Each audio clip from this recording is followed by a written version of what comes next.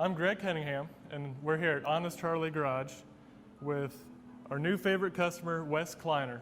And just as importantly, our new project behind us that we're standing in front of. It's a 1952 MG TD.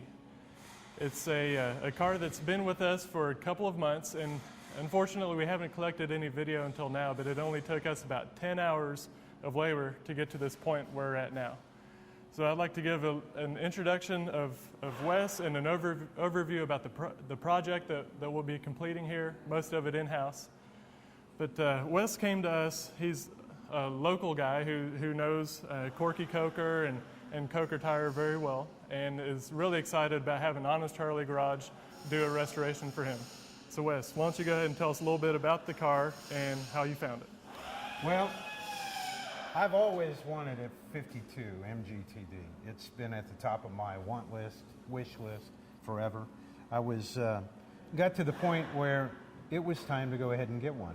So I got on the internet and did some searches. There's an excellent website for MG enthusiasts, and logged on, did a little bit of searching, came up with this 52 that was in a barn for about 38 years. In Central California. It was near San Luis Obispo. So I called up the guy who owned it, told him I was interested. We negotiated a deal. He sent me a lot more detailed pictures, and I went ahead and bought it. And I had it delivered back here to Chattanooga, Tennessee, with the intent to bring it here to Honest Charlie and Corky and Greg, so that these guys could do their magic like they do on a lot of cars that are around this place. I'm excited because I've always wanted an MGTD. Heck, I went out and bought a new hat just for this car. So I'm excited about these guys taking over this project. I'm very busy, so I'm going to have them doing all the work, and I'm looking forward to when my wife can drive me around. Mm-hmm. He actually took delivery of the car at SEMA and had it delivered here with the trailer, and was catching a lot of flack from everyone around here saying, you know, he bought a basket case and it was just a bunch of rust. You know, the funny part about it was it's just full of miscellaneous parts. The car had been taken apart 30 years ago, 40 years ago. 30 years ago, and everything been piled in the cockpit. So, you know, it's been a long time since it's been registered. Unfortunately, it was disassembled, and, you know, that can be a problem for the engine and some sheet metal.